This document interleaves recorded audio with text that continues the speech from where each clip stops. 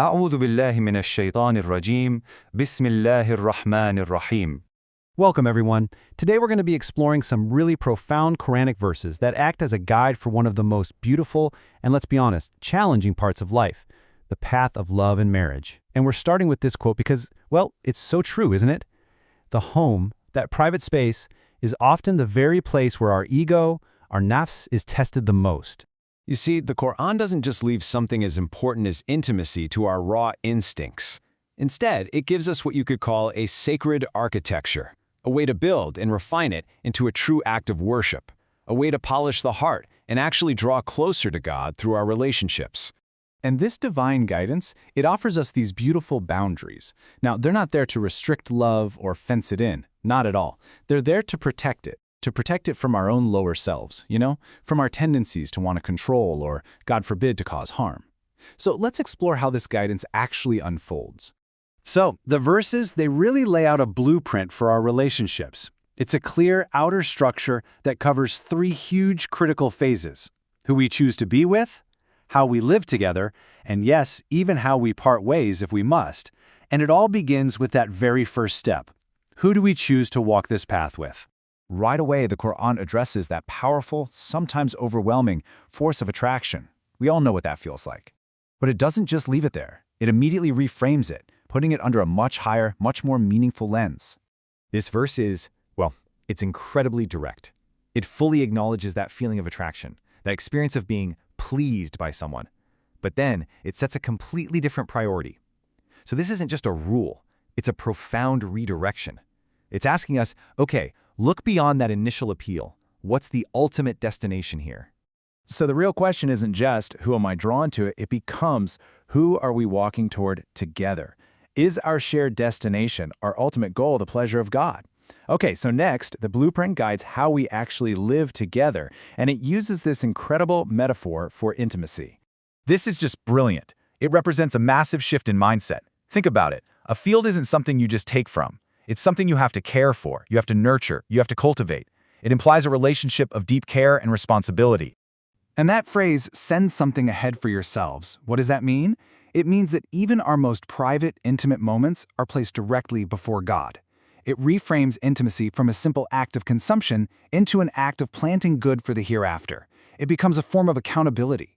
And finally, the blueprint addresses the very difficult act of parting, and it emphasizes dignity above all else. I mean, listen to how clear that is.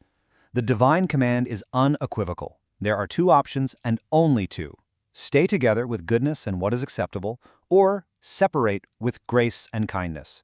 This verse sets such a high standard. There is absolutely no room for harm, for punishment, or for control in this process.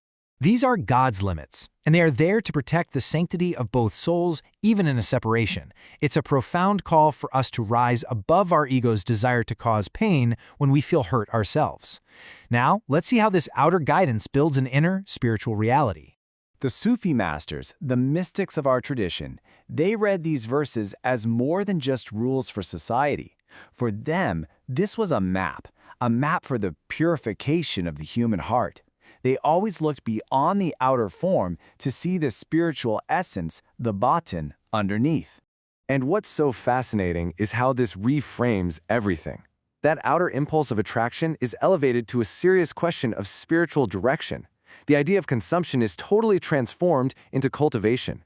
And that natural human drive for possession, it's purified into a sacred trust. This path of refinement is so deep that in the mystical tradition, it's even encoded within the word for marriage itself.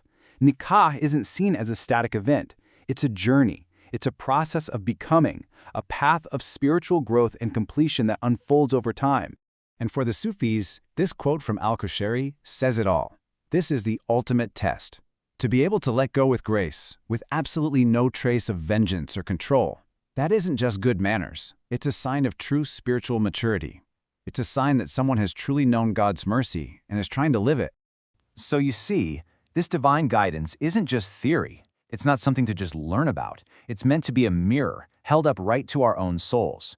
And it invites us to pause, to breathe, and to ask ourselves some deeply, deeply honest questions. Let's just sit with that for a moment.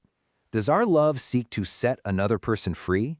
or to hold them close for our own sake?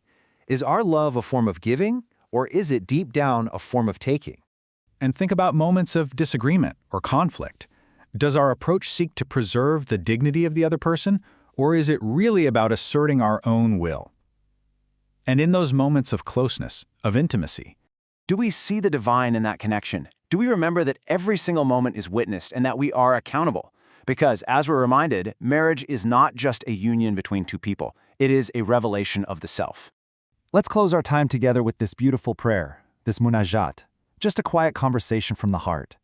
O Lord of hearts, purify our love from possession. Make our closeness a trust and our separation a mercy. Amin. This reflection was compiled with deep gratitude by Mir Ali Shah, a fellow seeker who is sharing through the Living the Wisdom of the Quran podcast. And we humbly ask for forgiveness in acceptance for any mispronunciations or errors that might come from the AI voice. And with that, we conclude our reflection. May it be of benefit to all of us.